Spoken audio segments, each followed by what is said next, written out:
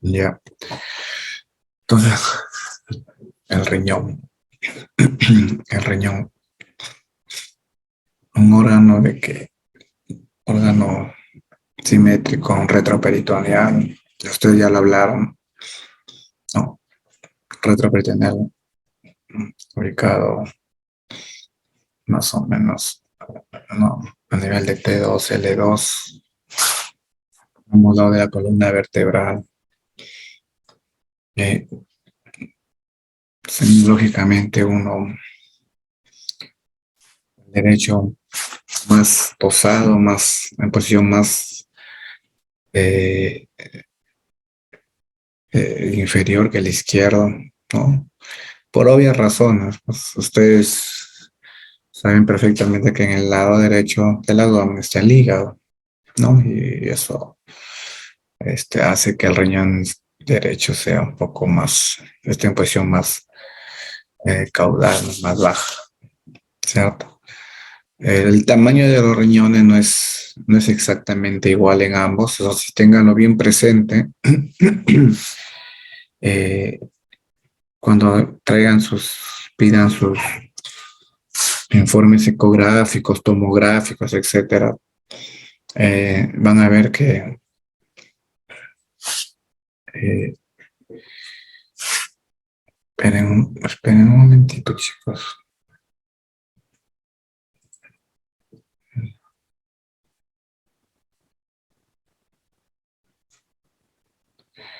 En este grupo solamente hay un hombre, ¿no? Cristian. Sí, doctor. Sí, doctor. Un clavel en medio de muchas rosas. Muy bien, Cristian. Cuidado, te van a espinar nomás, ¿ah? Muy bien, Cristian. Curioso, primer grupo que me encuentro así. Está bien, chico, ya. Ya se refiere a que lastiman por las espinas, ¿no? No, ya ves. Mira, está solito, ¿ah? Mm. No las hagas que te contesten. Bueno, Sí, mejor no digo nada, doctor. mejor, mejor. Bien, entonces, eh,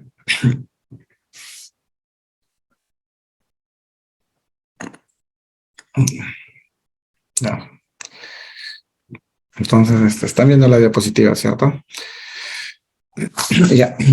Y miren, entonces,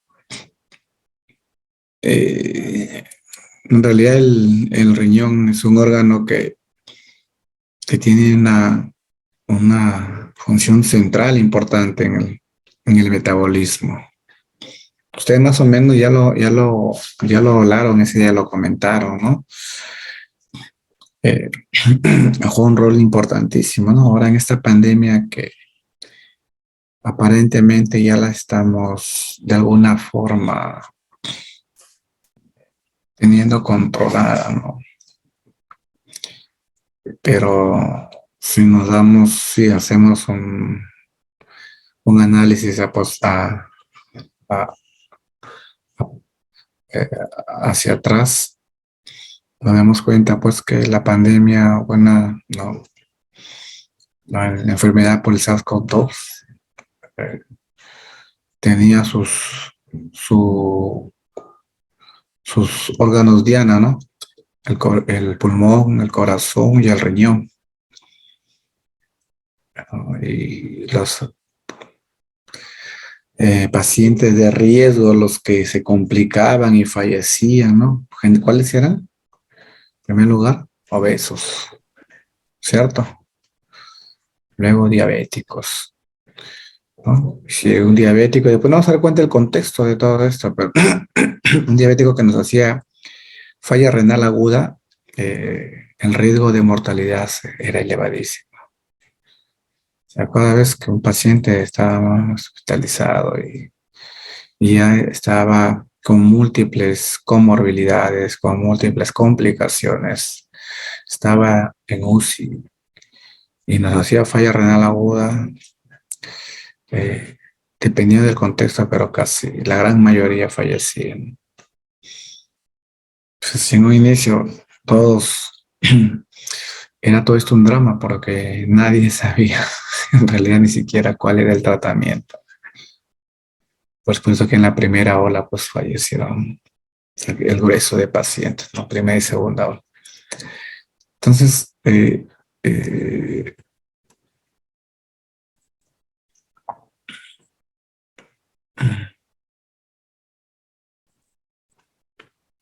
entonces, lo que le decía, ¿no? Esto encontré por ahí, ¿no? En una publicación de Remus y Lancem del 2010 y tiene muchísimo de razón. Y esto, téngalo en cuenta, póngalo en su chip, en su disco duro cerebral, ¿no? El silencio del riñón, ¿no? Algo que tiene mucha connotación, ¿no? El corazón late, el pulmón respira, pero el riñón no hace ningún ruido y a menudo la gente finaliza presentando enfermedad renal terminal no habiendo nunca notado que algo estaba mal, ¿no? El riñón no hace ningún ruido, ¿no? Claro que se está hablando en sentido figurado, pero tiene muchísimo sentido, ¿no? La probabilidad de un paciente con enfermedad renal crónica fallezca de complicaciones cardiovasculares, es mayor que la progresión a falla renal terminal. ¿A dónde vamos? Una persona con una anomalía cardíaca de alguna u otra forma va a dar síntomas rápidos, signos, ¿no? Una arritmia, ¿no? Cualquier anomalía la da síntomas. Pulmonar igualito, ¿no? Una tuberculosis, tos, expectoración, etcétera, pero siempre, ¿no? Y lo que nos pasa a nosotros, pues, ahora que estamos ya nuevamente retornando ya casi todo a la normalidad, a lo usual, por llamarlo de una forma, nos estamos viendo con mucha pena y tristeza de que nos están llegando pacientes con enfermedad renal avanzada, enfermedad crónica avanzada, ¿no? Estadio 4, estadio 3B, 4 ya a 5, ¿no? Algunos llegan y, o sea, ni idea, ¿no? Ellos llegan porque, bueno, me han dicho que estaba con mal del riñón y llegan, ¿cómo estás? Tranquilo, sí.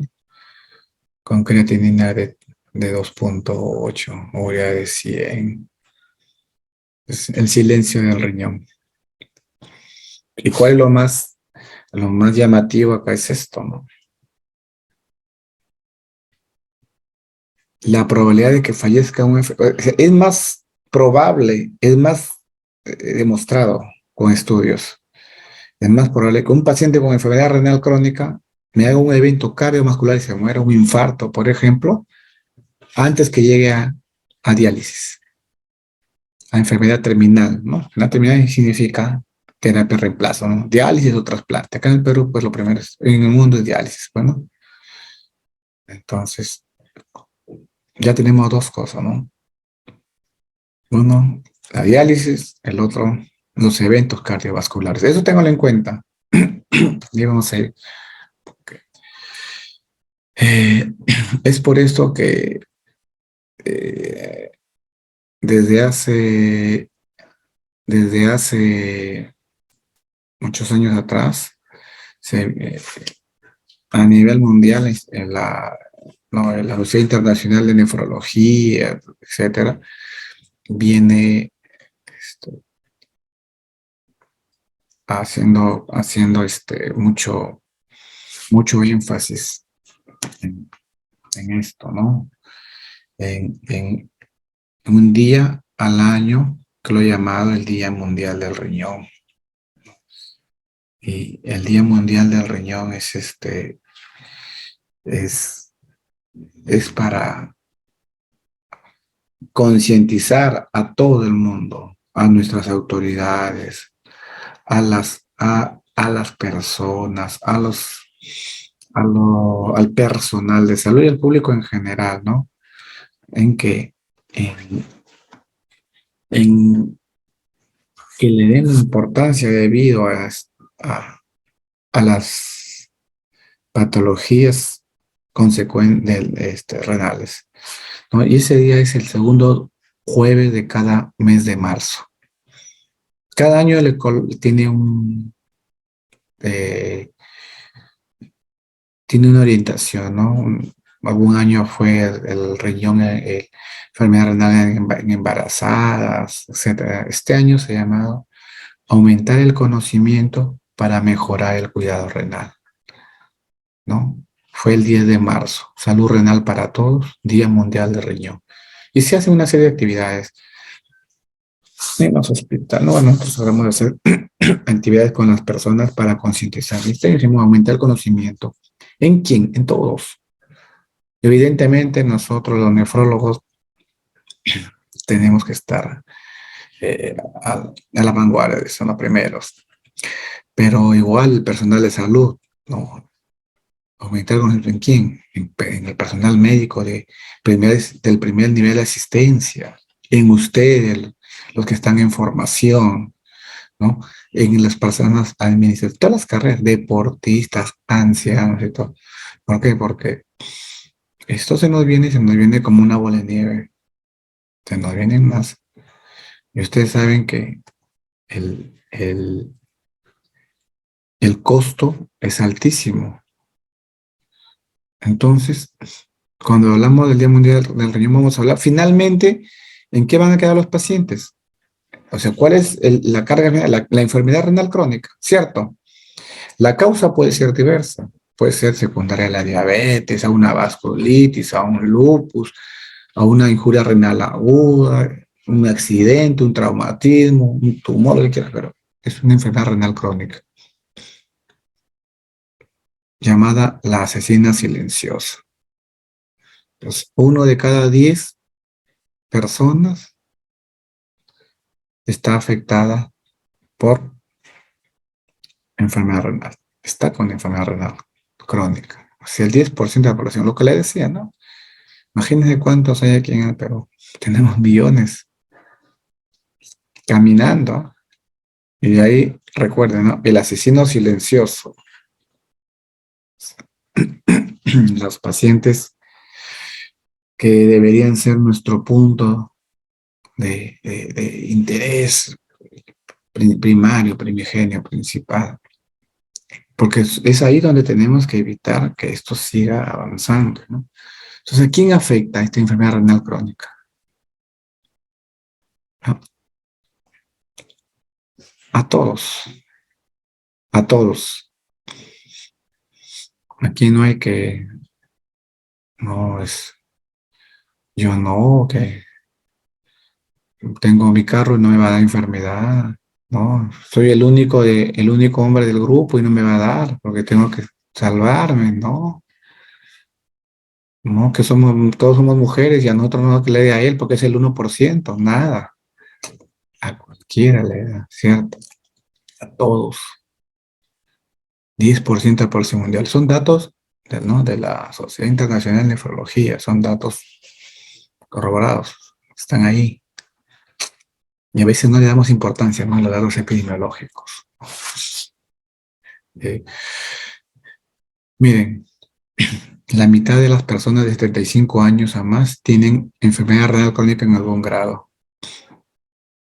Y esto es para que lo tengan en cuenta siempre. Cuando ustedes tengan un paciente adulto mayor, más de 70 años, ¿no? Adulto mayor, tienen que de alguna forma considerarlo que ya tiene algún grado de disfunción renal, producto de la edad, por algún grado. Y esto tiene implicancia, por supuesto.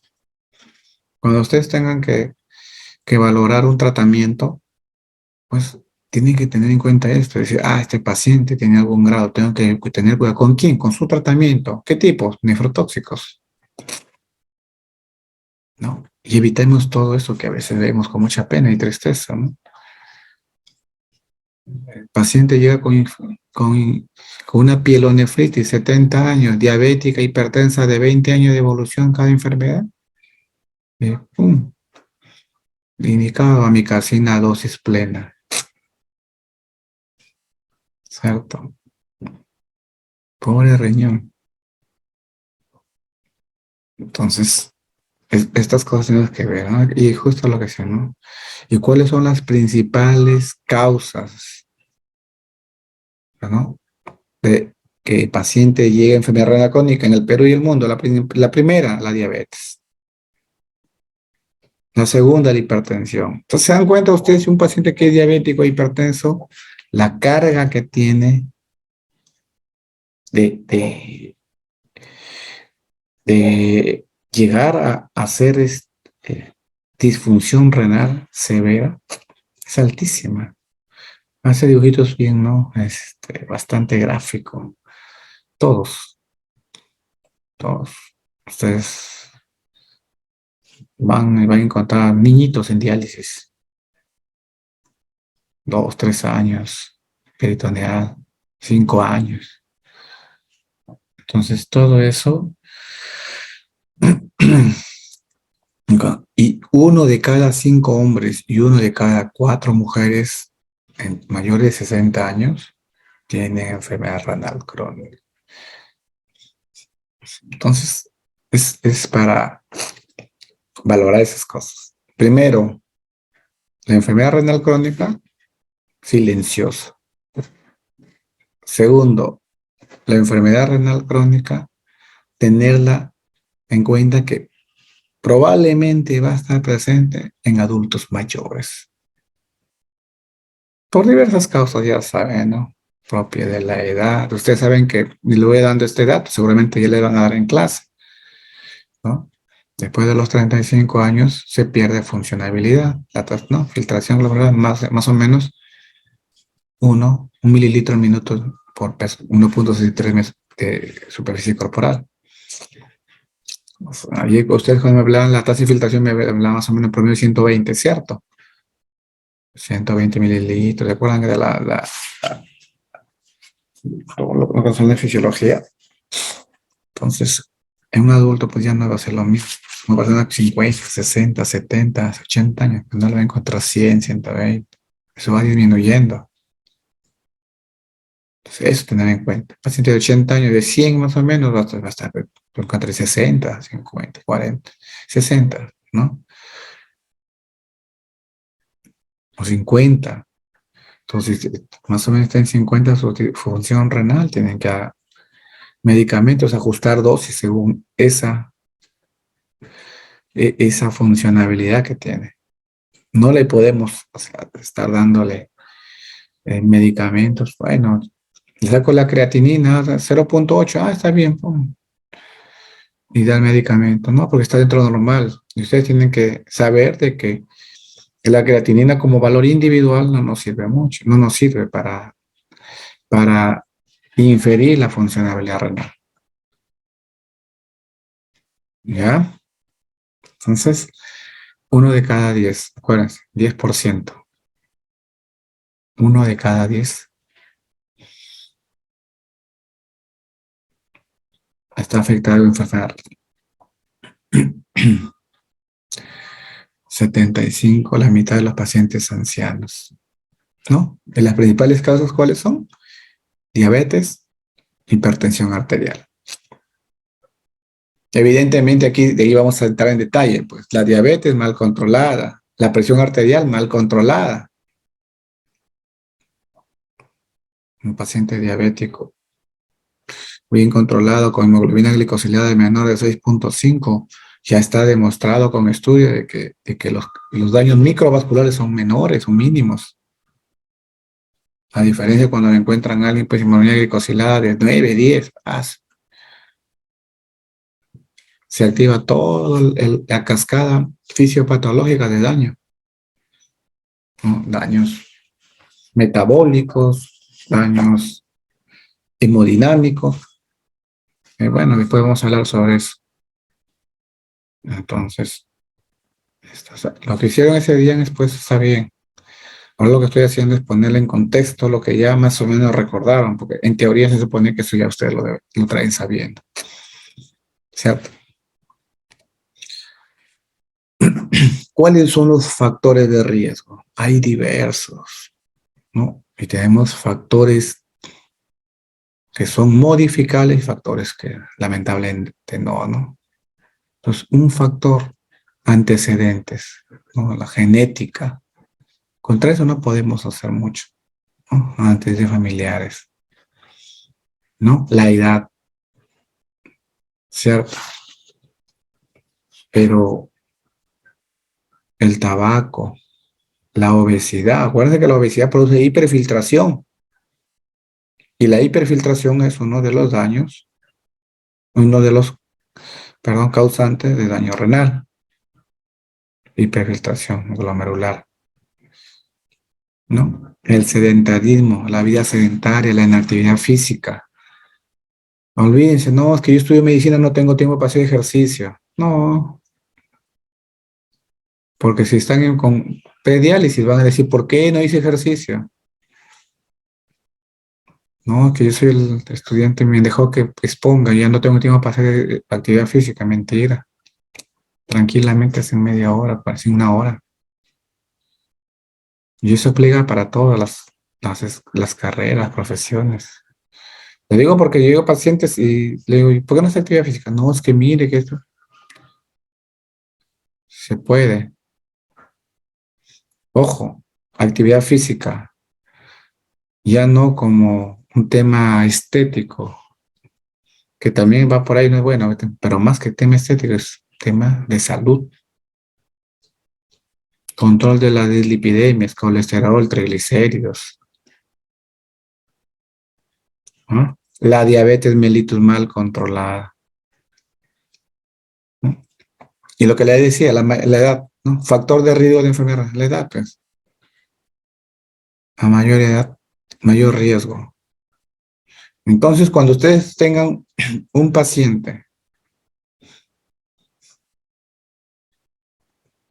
adulto mayor, obeso, sedentario, con dislipidemia, diabético, hipertenso mal controlado, imagínense cuántos factores de riesgo tiene para que me haga enfermedad renal crónica. Entonces, eso no lo estamos viendo, pues en realidad no estamos teniendo en cuenta esos factores. Y nos enfocamos, ¿a qué viene? Con infección, pero no, ya, toma, dale su antibiótico y chao. O cuando usted esté en el serum y le llegan los pacientes a su consultorio hipertensos del programa, ¿qué toma? Ay, glibenclamida y metformina. Ah, sí, toma. ¿Cuántas toma? Ya, ahí está su pastilla para el mes, chao. Eso no es control, ¿cierto? Es cualquier cosa menos control. Control es como su mismo nombre le dice, ¿no? Ver todas las medidas necesarias para que esta enfermedad no se nos dispare, ¿cierto? No se nos habla de los objetivos que estamos queriendo tener. ¿Sabes lo que le decía, no? Un órgano. Entonces,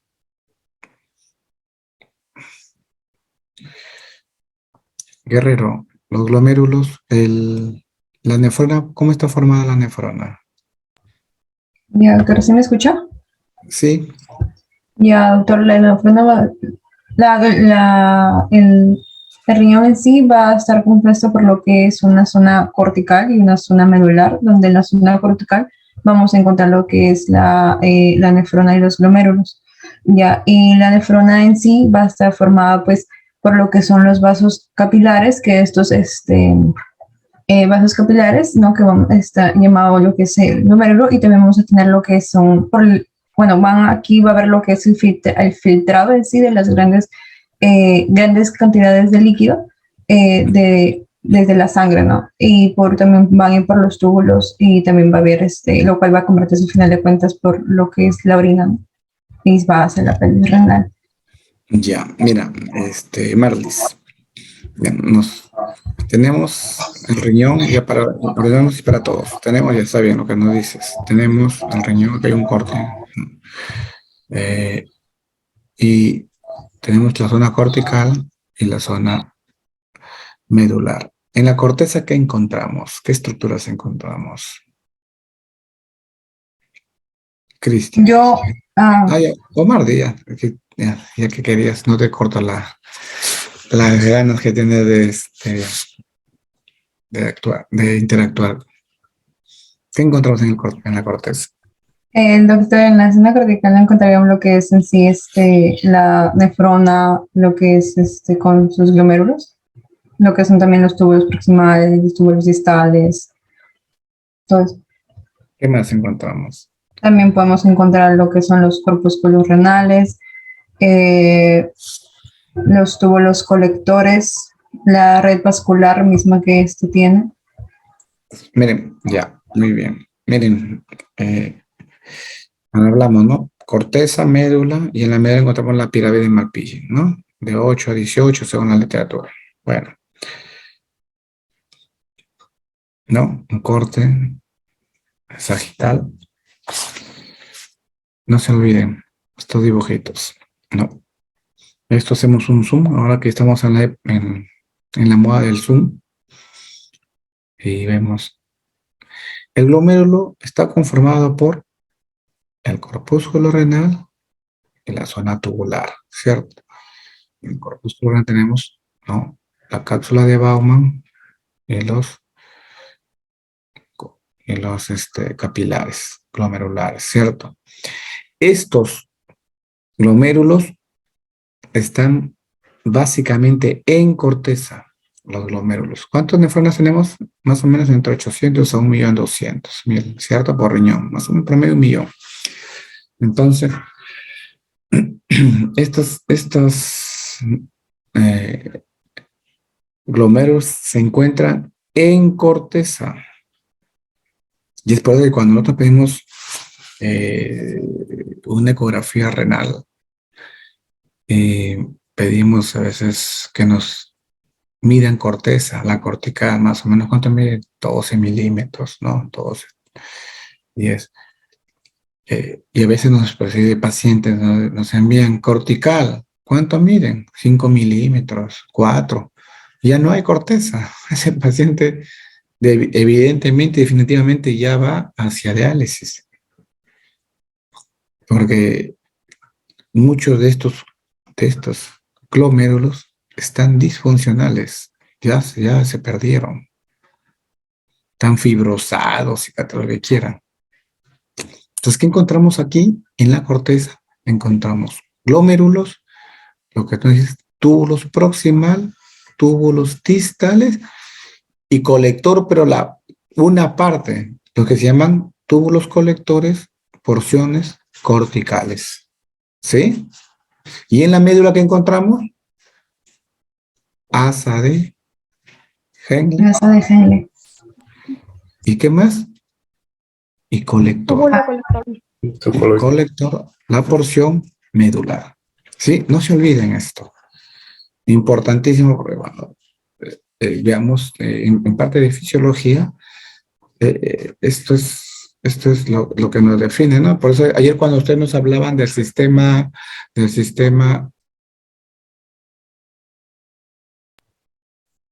cuando hablaban del sistema de contracorriente, ¿no? El sistema de contracorriente, ¿dónde se daba prácticamente? Aquí, pues, en esta zona, ¿cierto? Ustedes hablaban, ustedes se acuerdan, cuando se filtra, no viene la sangre por la arteriola aferente, se filtra, y el filtrado pasa al túbulo proximal, ¿no? Y el tubo proximal, y nos hablaban de la osmolaridad en el proximal, es prácticamente la misma osmolaridad del plasma, ¿no? En promedio 300 miliosmoles, que es la osmolaridad del plasma, ¿cierto? Ahí nos hablaban de esto. Marcia, ¿sabes cuál es la fórmula de la osmolaridad? ¿Cómo encuentras la osmolaridad? ¿Te acuerdas? La fórmula de la osmolaridad, no recuerdo bien, doctor, para hacerle sincero. Kimberly Mesías, la diosa de la USAT. ¿Te acuerdas? Ya, seguramente podemos ir viendo esto, chicos. La osmolaridad se encuentra, ¿no? Es 2 veces el sodio, ¿no? Más glucosa sobre 18, ¿no? Más urea sobre 5.6. Evidentemente, eso nos dice que quien nos da la osmolaridad básicamente, ¿no? Para que recuerden, porque eso seguramente lo van a ver después. Nosotros también vamos a ver un poco de lo que es alteraciones hidroelectrolíticas, ¿no? Sodio, agua. El sodio. ¿Cuánto es el sodio normal? ¿Se acuerdan? 135 135. 130. a 145, ¿no? En promedio 140. Entonces, si multiplicamos dos veces el sodio son 280 o 290, 145. Prácticamente el sodio me está dando casi toda la osmolaridad del medio, del plasma. Entonces, la osmolaridad del plasma, ¿cuánto es? Si ustedes ven las literaturas, 285, 280 más menos 10. ¿No? Más o menos por ahí va. Entonces, ayer cuando se hablaba en fisiopatología, por eso les decía, es importante estas cosas, saberlas, pero hacer el engranaje. Porque si no, el conocimiento está por acá, por acá, por acá, y a veces nos perdemos. Sí, correcto. Lo que tiene entonces la idea es esto irlo haciendo un engranaje de esto, ¿no? Irlos uniendo y encontrarle un sentido a todo. Entonces se van a dar cuenta que esto aparentemente no, pero esto es solamente porque cómo está, ¿no? Eso tiene importancia, porque hago el engranaje con la fisiología y me doy cuenta. ¿Y quién me da la concentración de la orina? Esto es el sistema contracorriente. Recuerden que aquí hay más o menos en 300 y aquí en esta zona está más o menos 1200 miliosmoles, ¿cierto? Porque aquí esto es impermeable al agua y acá impermeable a los solutos, ¿no? Entonces, se va concentrando, y después, bueno, ya es un poco permeable el agua y esto va a perder concentración. Y quien finalmente termina de hacer es de dar la osmolaridad, ¿quién es? El colector, ¿no? A través de las hormonas que se habla, ¿no? ADH. Entonces, y por acá que nos actúa la angiotensina, etc. No, perdón, la aldosterona, ¿no? Entonces, lo que le decía, ¿no? Tenemos en la corteza y médula. Entonces en la corteza tenemos, ¿qué cosa? Glomérulo, proximal, distal. ¿Cómo se llama esta zona? En la mácula densa, doctor. Claro. ¿El aparato cómo se llama? Yuxta. Bueno, la mácula densa Glomerular. es el aparato yuxtaglomerular, porque la mácula densa es una alteración, eh, alteración llamada de alguna forma del túbulo contorneado distal, ¿no? Del epitelio túbulo contorneado distal, ¿cierto? En esta zona. Es así, pues es muy esquemático, ¿sí? Por eso es que cuando ustedes vean sus dibujos, sus cortes de láminas, quizás alguien se hizo la pregunta, pero ¿por qué me sale por acá distal? Si estamos el proximal por acá, es por eso, por la disposición del túbulo. Y cuando van a una lámina microscópica se va a ver así, pues, ¿no? Y este es el aparato yuxtaglomerular. Entonces tenemos el distal y el colector porción cortical y colector porción medular. ¿Sí? Y acá lo que le decía. Entonces la nefrona está compuesta por ¿quién? Por el corpúsculo renal, sistema tubular, ¿cierto? El corpúsculo renal, ¿no? Tenemos el glomérulo y la cápsula de Bowman, ¿no?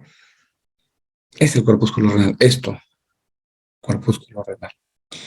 Glomérulo y la cápsula de Bowman.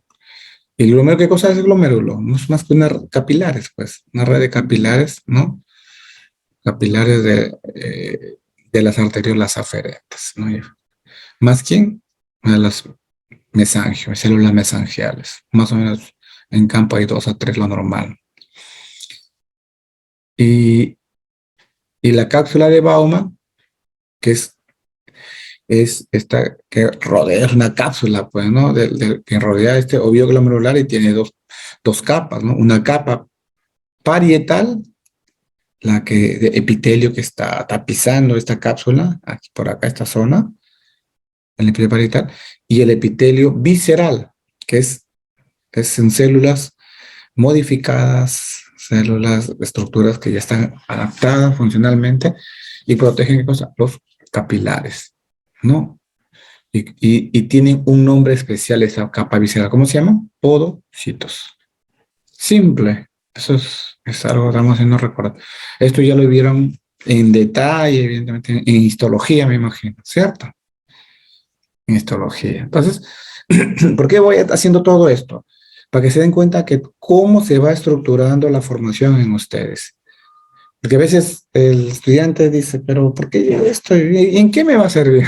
No sé, a veces han hecho la pregunta y no uno, mucho, ¿no? Por las puras, no es por las puras, todo tiene un porqué, ¿no? Entonces y ya le vamos encontrando sentido porque ahora ya llevaron fisiología, llevaron fisiopatología, me imagino. Entonces, ahora vamos a ir a nefrología, ya directo. O sea, se supone que es una aplicación de todo lo que ustedes ya conocen o se les explicó, se les enseñó en su momento. Entonces, la nefrona tiene dos polos, ¿no? El polo vascular y el polo tubular, urinario. El vascular está, ¿no?, la arteriola aferente y la arteriola eferente, ¿no?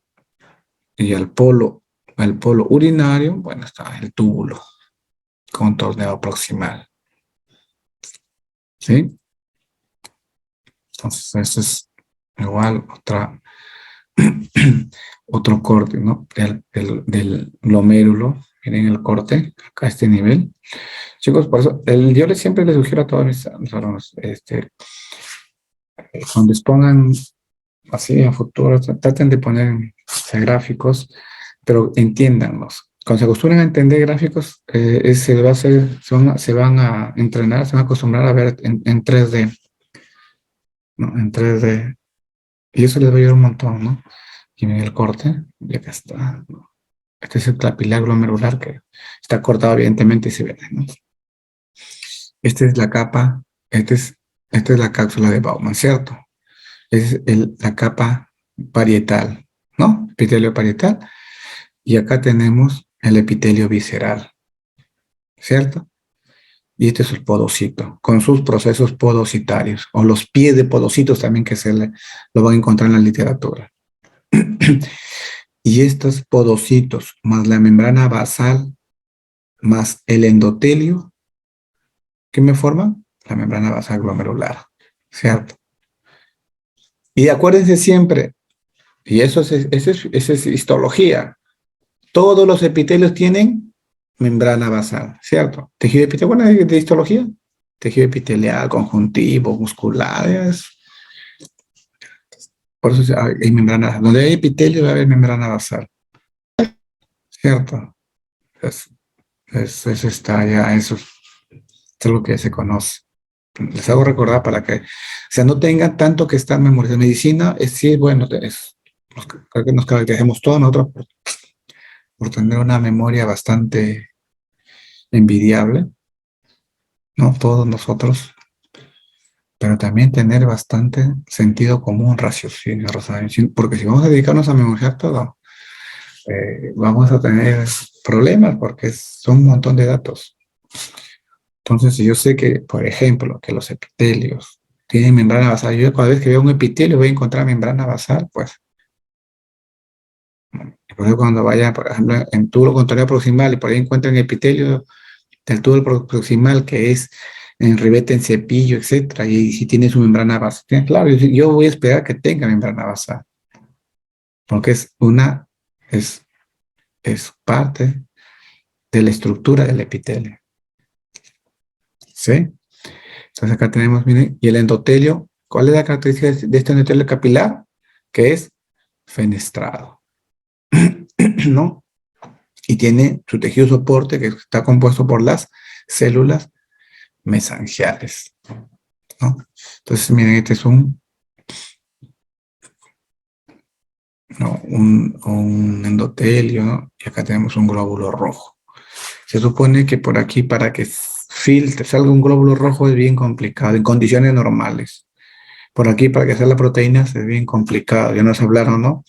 Del helix diafragmático, de la membrana basal que tiene proteoglucanos, que tienen carga negativa, y las proteínas al tener carga negativa van a repeler un mecanismo de control para evitar la pérdida de proteínas. Y es por eso que cuando hay una glomerulopatía, una disfunción a este nivel, se pierde esto. Los poros se hacen más grandes, esto se abre, hay mayor cantidad de células mesangiales, etcétera, y comienza a perderse proteínas, comienza a perderse eritrocitos, y vamos a encontrar pues la hematuria, que hoy seguramente van a hablar muy bien sobre eso, ¿no? Hematuria glomerular, me imagino que van a hablar sobre algo de esto, ¿no? Entonces, esto, porque si no, no van a entender, chicos. Si ustedes no conocen esto más o menos bien, lo otro va a ser netamente memoria, ¿no? Y lo van a hablar y después pasó y se van a olvidar. Entonces, yo sé por qué esto, o sea, ¿a dónde vamos? Lo que le voy a decir cada rato. La piedra angular en medicina, ¿cuál es? La fisiología. Si ustedes, porque la fisiología es lo normal, ¿no? Y la fisiología, su soporte es el resto, ¿no? De básica, ¿no? Histología. Entonces, si ustedes no saben lo normal, entonces, ¿cómo van a detectar lo anormal? ¿Cómo lo pueden entender? Sentido común, ¿cierto? Si yo no sé cómo es que eso es normal y cómo voy a saber si está normal. Pues, de ahí partimos. Aplica para todo. Entonces, en lo que les decía, pues no, finalmente la excreción urinaria, ¿qué cosa es? No es más que lo que se filtra, ¿no? Finalmente eso es una suma y resta, ¿no? Lo que se filtra menos, porque se filtra menos lo que se reabsorbe y hay porciones tubulares que se secretan. Eso también ayer lo recordaron, ¿cierto? Entonces, eso viene a ser finalmente, así a grosso modo, lo que es la excreción, ¿no? Entonces la formación de orina o excreción de la orina es esto, ¿no? Es la filtración menos lo que se reabsorbe más lo que se secreta. ¿Sí? Entonces, ayer hablábamos sobre esto. Ya lo hablaron también bastante bien sus compañeros. Esto me representa pues un glomérulo, ¿no? Miren, se filtra. Y todo lo que se filtra va al espacio de Bauman y pasa rápidamente al proximal. ¿Y dónde se da la mayor cantidad de reabsorción? En el proximal. En el proximal, ¿cierto? Pues esto es bien, este dibujito le he puesto, me causó gracia, pero bueno, luego, ya con esto que se olvida, no creo que sea nada. Pues aquí prácticamente casi todo se reabsorbe, pero también hay sustancias que se secretan, que son mínimas, ¿no? Y ahí vamos al asa de Henry. Si se dan cuenta, miren, la porción descendente prácticamente se reabsorbe todo el agua, se va a resolver casi todo el agua, se resuelve casi todo el agua, y finalmente todas las sustancias quedan acá concentradas, y por eso es que la osmolaridad acá es bien alta, ¿no? 1200 miliosmoles, ¿cierto o no? Y de acá ya se van resolviendo algunas moléculas y la osmolaridad va disminuyendo. Miren, si se dan cuenta, este dibujito tiene bastantes cosas que son datos. Acá lo interesante es conocer, y yo lo entiendo el dibujito. O sea, le doy el valor adecuado. Si no, lo veo como un dibujo animado y nada más, pues, ¿no? Entonces hay una acción en medicina que dice, ¿qué es lo que dice ese axioma? Ustedes siempre, seguro ya le han dicho siempre. Los ojos no ven lo que la mente no sabe, ¿cierto? Los ojos no ven lo que la mente no sabe. Y esto es, pues, ¿no? La nefrona, la reabsorción, no, se filtra y acá se va a reabsorber en el próximo. ¿Qué se reabsorbe prácticamente, no? Agua, iones, sustancias orgánicas, sodio, glucosa el 100%, proteínas, ¿cierto o no? Gran mayoría de proteínas se reabsorben acá. Entonces, y acá tenemos los famosos, ¿no? Y de la glucosa, ¿quiénes son los que me vienen a resolver la glucosa? Los esclerotones y los esclerotos. ¿Quién? A ver, uno. Los esclerotones y los esclerotos, doctor. Guerrero, no te escuché, disculpa. ¿Sí me escucha, doctor? Y ahora sí, dime. Ah, ya le decía que vienen a ser los transportadores SCLUT1 y los SCLUT2, pero en mayor proporción vienen a ser los SCLUT2.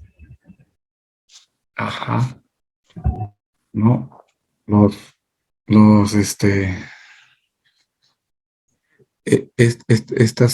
estas proteínas ayudan a que se resuelva casi toda la glucosa, ¿no? SGLT2, ¿cierto? Los transportadores solo glucosa, no, dos, no, más que el uno. Entonces, aquí vamos a tener, y esto es importante saber ¿por qué pasa en un paciente con diabetes?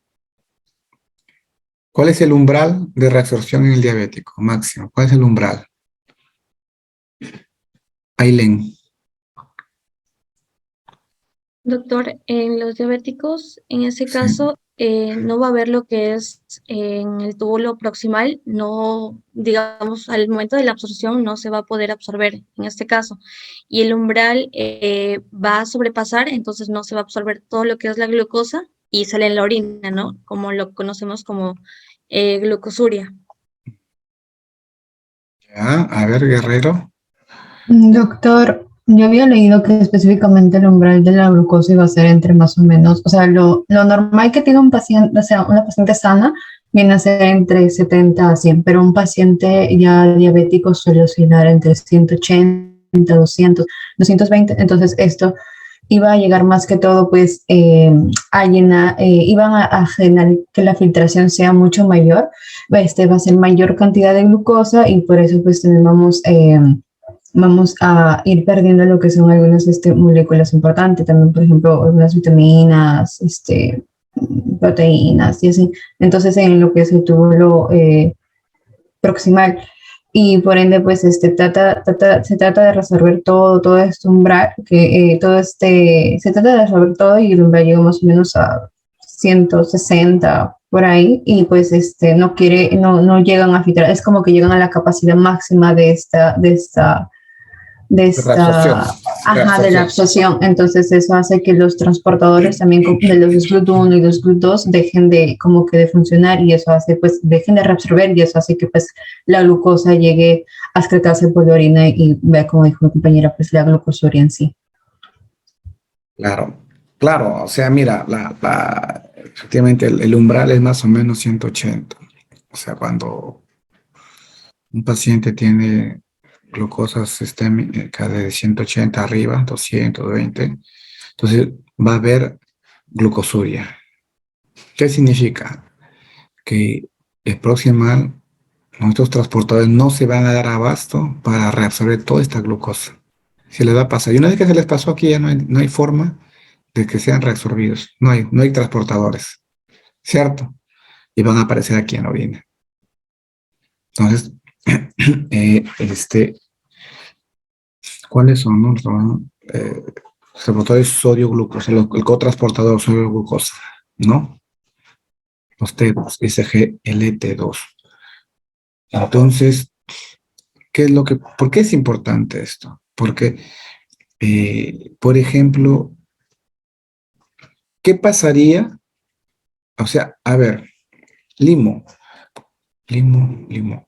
Marta, mejor le voy a por su nombre, chicos. Marta Lucía. O sea, que todos me tienen nombre de artista. Casia, Limo, Casia, Ingrid, Marta Lucía, Marifé. Por un nombre de artista tienen, chicas, está bien, los felicito. A ver, Marta Lucía, dime, ¿qué pasaría, por ejemplo, si tienes un paciente, te trae glucosuria, pero el paciente su glicemia es de 80? El paciente evidentemente llega asustado porque el laboratorio le va a decir, señora, mire, está tiene glucosa en la orina y diabética, pero su glicemia es 80. Ya, su hemoglobina glicosilada es 5. En ese caso, doctor, ya no sería el que el paciente sea diabético, sino que hay un problema a nivel de los transportadores. Estos también pueden fallar. Entonces, estos no están recolectando, ¿no? La glucosa de la orina, ¿no? No la están absorbiendo. por así decirlo. Y hay un fallo a nivel de los transportadores, más que todo. Entonces, en ese paciente, o sea, lo primero que tienes que tener claro es que esto no es diabetes, pues, o sea, no tiene No hay, diabetes. Porque a veces hemos visto casos así, les mandan metformina y dice, por si acaso tomes media, por si acaso, porque tiene glucosuria. Entonces, ¿qué me indica eso? Evidentemente, no es conocimiento de esto, ¿cierto? Entonces, miren, solamente sabiendo fisiología, casi fisiología, ¿o no?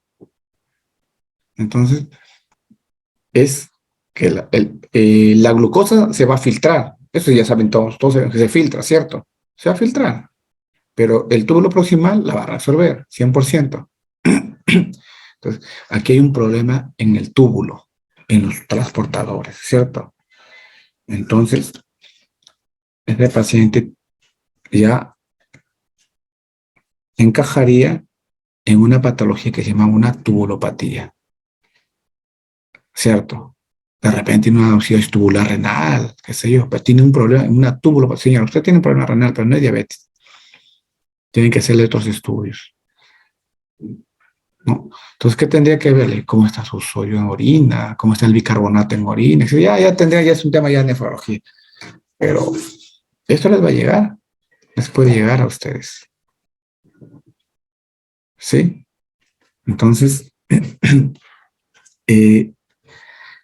y así, en un paciente diabético, por ejemplo, solamente para ver algo más de lo que es, ¿no? Lo que van a ver en el día a día. Estos pacientes, si se dan cuenta, el transportador que es sodio, glucosa. Entonces, ¿qué pasa en un paciente que está con hiperglicemia?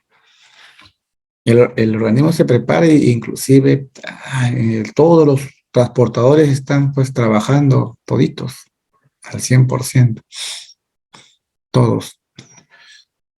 Entonces significa que está que te reabsorbe glucosa, pero también está que te reabsorbe sodio. Entonces finalmente aquí al distal va a llegar menos sodio de lo que usualmente llega, ¿cierto? Y eso lo va a descensar en el aparato yuxtaglomerular, la red, ¿no? Las células yuxtaglomerular y van a censar, ¿no? Como que hay una hiponatremia, ¿cierto? Y sí, estimula el sistema renina-angiotensina aldosterona y viene la cascada, ¿no? Que me va a producir ¿qué cosa? Vasodilatación de la aferente, vasoconstricción de la eferente. Aquí.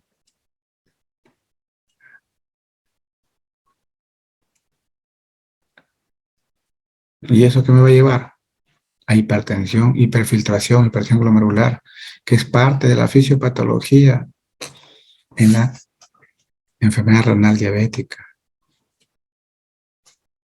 ¿no? Conocida por mucho tiempo como la nefropatía diabética. Ahora ya hay nuevos estudios, nuevas guías, ya nos hablan de que enfermedad renal debería llevar enfermedad renal crónica a un paciente diabético, o en todo caso, bueno, enfermedad renal diabética. Las guías código de 2020 nos dicen bien claro, ¿no? Ya no nefropatía diabética, ¿no? El ADA nos habla de algunas de estas cosas, las guías actuales. Entonces, al menos en lo que es enfermedad renal diabética, cuando les toque deberían verlo. Desde el año 2018 a 2019 ahorita, 2022, ha habido una serie de cambios en esto, en el manejo y sobre todo. Entonces, la asa, porción delgada descendente de Henle, ¿no? Que es permeable al agua e impermeable al absoluto. Y es por eso que acá se aumenta la concentración, mecanismo contracorriente, acá cambia. Ya lo hablaron esto. Entonces llegamos a esto, ¿no? Lo que también hablaron allá, ¿no? La enfermedad renal crónica, ¿no? Entonces, Importante, esto se va a hablar en detalle, se va a ver en detalle seguramente ya después en el transcurso del curso. Solamente es, como le digo, estoy trayendo algunas precisiones para irnos todos más o menos homogenizados. Entonces, miren, ¿qué funciones tiene el riñón?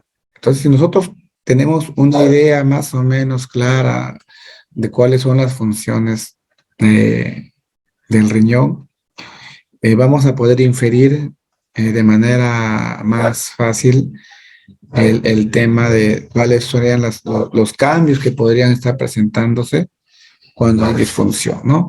Entonces, el riñón tiene que ver mucho con el balance de sodio y agua, ¿cierto? Entonces, cuando hay disfunción, bueno, vamos a encontrar esto, bueno, vamos a encontrar incremento del volumen vascular, hipertensión arterial, y eso, pues, ya creo que ustedes llevaron, ¿no? ¿Cuál es, Marife, cuál es la fórmula de la hipertensión arterial? ¿Te acuerdas? ¿Cuál es? ¿Cómo se encuentra la hipertensión arterial? ¿Cuáles son los parámetros que se tienen en cuenta? Marife. Sí, doctor. Mencionó sobre la hipertensión arterial. Sí. Sí.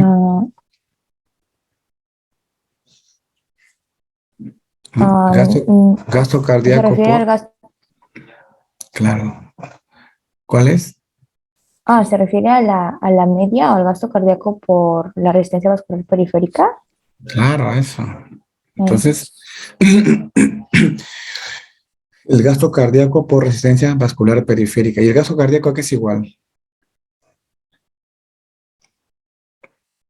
Volumen sistólico de eyección. Por la frecuencia cardíaca. La frecuencia cardíaca, ¿cierto? O sea, creo que ustedes llevaron cardio. Entonces, esas cositas tienen que conocerlas porque, miren, entonces, yo le encuentro sentido a esto. Gasto cardíaco, resistencia vascular periférica, y su volumen sistólico, volumen de eyección. ¿Qué pasa si mi volumen se incrementa? Entonces mi volumen sistólico se va a incrementar. Consecuentemente, la presión arterial va a subir, pues, porque es una multiplicación, ¿cierto? Si sube un producto, si sube uno de los parámetros, el producto final me va a subir, ¿cierto? Entonces, pacientes cuando hay desbalance, soy yo, hipertensión arterial. Claro, lo que le digo es parte de, porque esto evidentemente es mucho más complejo. Entonces, finalmente los pacientes, si no controlamos la presión arterial, si el volumen se sigue incrementando, me va a llevar finalmente ¿a qué? A falla cardíaca. ¿Cierto? A falla cardíaca. ¿Qué más? El riñón se encarga del balance de electrolitos. ¿Entre ellos cuál? Sodio y otro, potasio.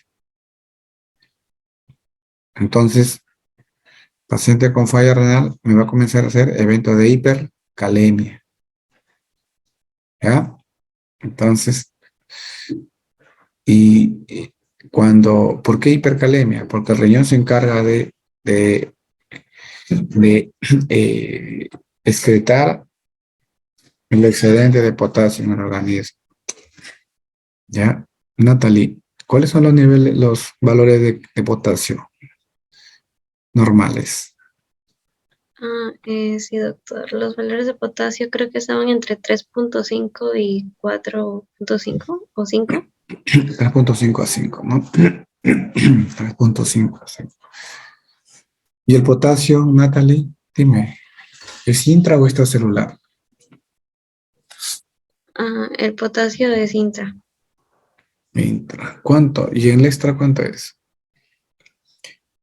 Extra, no recuerdo, doctor. Más o menos 140, ¿cierto? Entonces el potasio es un ion intracelular que tiene muchísimo que ver con el tema cardiovascular. ¿Ya? ¿Qué más? Se encarga de eliminar, ¿qué cosa? Los productos nitrogenados, ¿no? Entonces se nos va a acumular en eso, ¿qué cosa? La urea, creatinina, ¿no? Cuando se acumula, ¿qué va a producir? Uremia. Y esta uremia nos va a producir trastorno en la coagulación, sangrados, que es una causa de la anemia. también en nuestros pacientes, ¿no? Y esta uremia va a todo nivel, ¿no? Pericardio, en la función inmunológica, va a producir desórdenes esqueléticos, gastrointestinales, neurológicos, ¿no? La encefalopatía urémica, disfunción sexual. Todo esto podemos encontrar. La gastropatía urémica en estos pacientes. Muchas veces el paciente comienza con hiporexia, con sensación nauseosa y a veces con vómito, ¿no? Y comienzan a plantearse el tema de que no está con gastritis. Y cuando llega, está con la urea alta, está urémico. En la piel, cuando la urea es alta, lo que me decía una paciente familiar de un pacientito, su hija, ¿no? Decía, doctora, de mi papá, ¿hay algún medicamento para darle? Porque nosotros, por más que lo tenemos bien aseado, su cuarto huele a pichi, así textual, huele a orines. Y eso es porque está urémico el señor. Y lo llevaron por eso, porque olía así, decían, no sabían por qué. Paciente que tenía falla renal avanzada, tenía, no tiene, ¿no? Probablemente en muy poco tiempo ya esté en diálisis, con silencio del riñón. ¿Ya? ¿Qué más? Anemia, pues. ¿Dónde se produce la eritropoyetina, Casia? Ayer lo hablaron. En las células glomerulares. ¿Dónde? La corteza. En la corteza, ¿cierto? En los fibroblastos, ¿cierto? Fibroblastos. ¿No? Entonces, sí, y miren, ¿no? Lo que les decía, si ya no hay corteza, entonces no va a haber, lo que le decía ahora, ¿no? Mido corteza, de que lo que debe medir 12 milímetros más o menos, y me dicen que está midiendo 4. Ya no hay corteza. Pues ya no va a haber tampoco quien me produzca mucha eritropoyetina, ¿cierto? ¿No? Entonces todo tiene un sentido. Estos pacientes cursan con anemia. Ya saben cuáles son los mecanismos de acción de la eritropoyetina, ¿no? Van hasta la médula ósea roja, etcétera, etcétera, ya. ¿Qué más? Ellos actúan en el balance ácido-base, ¿cierto? En el balance ácido-base. O sea, los pacientes van a cursar con acidosis, ¿pero de qué tipo? Si tiene que ver con el riñón, ¿qué tipo? Acuérdense de Metabólica. metabólica, ¿cierto? Acidosis metabólica. Ya después nos enfrascaremos si es anión GAP alto, anión GAP normal, etcétera, etcétera, ¿no? Es acidosis metabólica, ¿no? ¿Qué más? Activación, ¿qué más? En el riñón se procesa la activación de la vitamina D, ¿no? Calcitriol, ¿recuerdan? Ayer hablaron, ¿cierto? Se encarga de la eliminación del fosfato. Ojo, la acidosis metabólica produce alteraciones esqueléticas. O sea, no es solamente que el paciente, está acidótico, bueno, no. Tenemos que tratar de revertirlo, esa acidosis metabólica. Si no, se nos va a complicar, ¿no? Y aquí nos va a llevar esto, pues, a alteraciones metabolismo óseo mineral, ¿no? Con hiperparatiroidismo secundario. Entonces, además, ahora pues ya se habla, o sea, un paciente con enfermedad renal crónica es un paciente que se encuentra en un estado inflamatorio crónico. Y esta inflamación también va a estar a nivel endotelial. Nos va a llevar a una disfunción endotelial, que finalmente también nos va a llevar a calcificación en el aparato cardiovascular. Y vamos a encontrar, pues, calcificaciones de arterias, de vasos, de pequeños vasos, hialinosis, etcétera. Y aquí vemos el cloto. Ahora este estudio ya se va más o menos con cantidad de años. El cloto, una proteína que disminuye la enfermedad renal crónica, el cloto. ¿no? Y aumenta la FGF23, ¿no? Un factor de crecimiento fibroblástico número 23, con lo cual se va a transformar las células a osteocondrocitos, mira calcificación. O sea, ahora, como le digo, en estos últimos años ha habido una serie de estudios y avances. O sea, ya no solamente es enfermedad renal crónica y listo.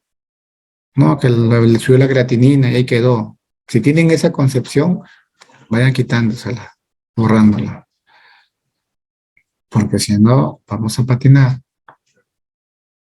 ¿Sí? Entonces, antes, pues, de lo que era un invitadito más, el riñón ahora se pasó a ser casi la estrella. Bueno, la mala de la película, ¿no? La estrella mala, cuando está en disfunción, pues hay que cuidarlo. Entonces, ahora que tenemos a los factores de riesgo, cardiovascular tradicionales, los que ya saben, siempre se leen, ahora las adicionamos ¿qué en caso? Otro fue, ¿no? La inflamación, la disfunción endotelial, la calcificación vascular, el cloto, la FGF23, etc., ¿no? Activación del sistema nervioso simpático y del sistema renina-angiotensina, no, aldosterona, al estrés oxidativo, y todo esto lleva a un tema fundamental: enfermedad renal crónica, enfermedad cardiovascular. El riesgo de muerte por eventos cardiovasculares es 10 veces más en un paciente con enfermedad renal crónica. Imagínense los pacientes que están en diálisis, sometidos a cambios hemodinámicos terribles en la diálisis, o sea, que saca la sangre, la bomba. Esos pacientes, muchos hacen muerte, se mueren en diálisis. O hay otros que en su casa. Bueno, nosotros siempre nos ha pasado, ¿no? El paciente no llegó a la diálisis, se le llama a familia, señor, no ha venido paciente, ¿qué pasó? ¿No? Porque siempre la clínica se encarga de eso. Si no, sabe que estamos velándolo, no hemos encontrado fallecido. Emoción en la mañana de verlo, estaba muerto. Y está dentro de la esperada. O sea, está dentro de lo que le estamos diciendo. Y no quiero que esto quede como anécdota, sino que ustedes entiendan por qué se están dando estos eventos, por qué se dan los eventos. Porque de esa manera ustedes van a tener cuidado de determinar el nivel de tensión, porque vamos a tener otras prácticas, seguramente voy a explicar algunas cosas más. Qué importante es esto, manejarlo desde el primer nivel de atención. Y esto hago hincapié en esto, porque ustedes una vez que acaben de aquí, van a ir al hospital. Cuando sean internos van a estar en el hospital. Y necesito que vayan con esa base. Y cuando vayan a hacer su serum, ¿dónde van a ir? No va a ir pues, al Memorial Hospital, ¿cierto? Va a ir a la postita. Primer nivel de atención. ¿No? Y a veces le digo, usted va a ir a su Memorial Hospital Punta del Cerro. ¿No? Y ustedes van a ser doctor, no sé cómo sea esa película, serie que da. ¿No? Usted va a ser las doctoras House y los doctores House, ¿no? Entonces, necesito que ahí ustedes sean nuestro soporte. Que no me lleguen, o sea, no es que no, o sea, que me lleguen pacientes ya pues con enfermedad renal avanzada, pero que sean los menos, que los todavía sean con tensión, primer nivel de atención. Somos un país pobre y mucho de nuestro presupuesto se va en esto. Son un montón del presupuesto. ¿Cuánto cuesta una diálisis promedio? 400 soles. Con todo medicamento, 500 soles. ¿Cuánto se hace al mes? 13. Son 5,000 soles por mes. ¿En un año cuántos son? 60,000 soles. ¿Hay bolsillo que aguante 60,000 soles por año solamente para dializar 5,000 soles? Con 5,000 hay gente que vive con 2,000 y comen todos. ¿Cierto? Entonces, ¿quién asume eso? El Estado, pues. Presupuesto. Entonces, es 60,000 en un paciente. ¿En 10 cuántos son? 600. En 1,000 son 6 millones de soles por año. No son 1,000. Son muchísimos más. Entonces, ese es el tema. Pero no solamente dializar, ¿no? Hay que ponerle eritropoyetina, hay que ponerle hierro, hay que dar una serie de cosas. Entonces, los síndromes, ¿no? En nefrología que vamos a comenzar, ¿no? Hematuria, proteinuria, nefrótico, nefrítico, hipertensión, falla renal aguda, enfermedad renal crónica, tubulopatías, infecciones urinarias. ¿Cuál de estos ustedes no van a ver en primer nivel de tensión? Todo van a ver. Infección urinaria van a ir con ustedes. Tubulopatías van a llegar. Ahora que no se den cuenta, es otra cosa. Porque a veces dicen, no, pues que en el hospital llegan todos los casos. Sí, pero en el hospital, ¿y de dónde vienen los pacientes? No vienen del aire, ¿no? No son extraterrestres que llegan al hospital directo o ahí pasean los primeros niveles de tensión. Están ahí. Hematurias, ¿no? Ahora sí, vamos a tener que saber cuándo es una hematuria microscópica, una macroscópica, una glomerular o una extraglomerular, cómo identifico una de la otra, ¿cierto? ¿No? ¿Por qué? Porque el paciente dice, estoy con hematuria o le encuentran 60 por campo y decía, señor, tiene hematuria. El paciente sí es un poco más, dice, yo también sé que es hematuria, lo que quiero saber es por qué mi hematuria, ¿cierto? ¿O qué tipo? O me lo refieren a mí, paciente con hematuria, referencia. Ok, ¿qué le has pedido? No, llegó. No le pidió un sedimento, ¿no?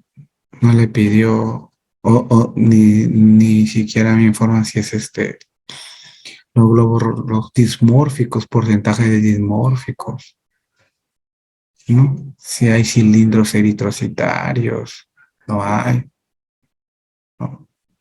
Una vez un doctor, sí me refiero a un muchacho, paciente con hematurías 60% de dimórficos y cilindros eritrocitarios, se refiere a nefrología.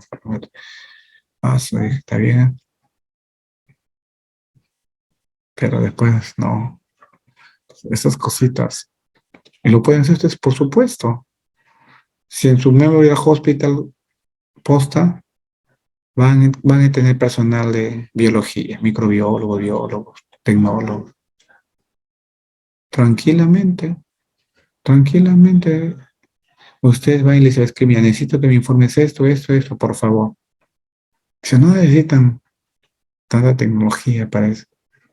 ¿Qué necesitan? Contexto y saber. ¿Cierto? Nada más. Proteinuria. Y yo, wow. O sea, proteínas. ¿Qué le pueden pedir?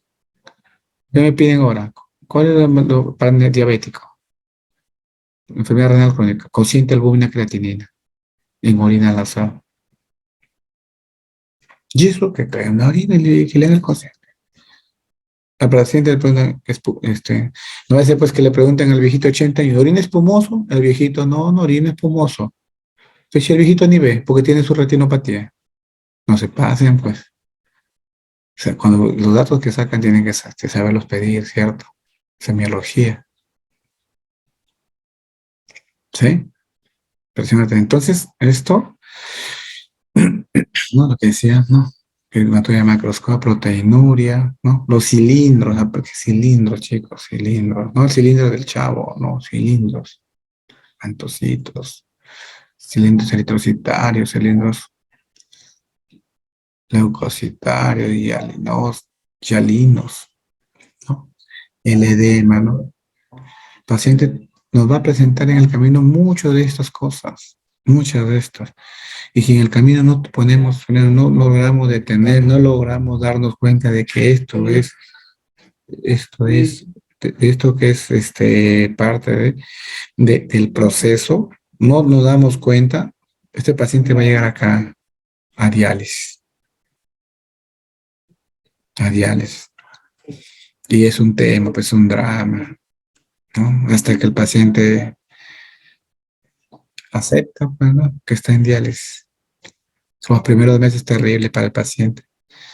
Y para nosotros, porque el paciente se deprime, no quiere saber nada, pero, o sea, es parte de... Entonces, chicos, no perdamos la perspectiva, no perdamos el, el que nosotros podemos ayudar a estos pacientes en su momento. Y para eso necesitamos que conozcan ustedes esto. Y conozcan bien, conozcan aplicaciones. Porque todo lo que ustedes, o lo que yo les he dicho hoy está ahí en la información. El tema que yo lo que estoy tratando de como le dije en mi inicio, que está acá, tratarlo de reunirlos en contexto, contextualizarlos, que ustedes saquen el mejor provecho. ¿Cierto? Entonces necesito que ustedes hagan eso, ¿no? ¿Ya? Entonces, apoyemos a un riñoncito cuando esté enfermo, que no se nos siga deteriorando. ¿Ya? Diabetes, hipertensión, enfermedad renal. Son malos amigos, malas juntas. Como dicen los papás, no te juntes con fulano o fulana, es mala junta. Yo digo, es como la diabetes y la hipertensión.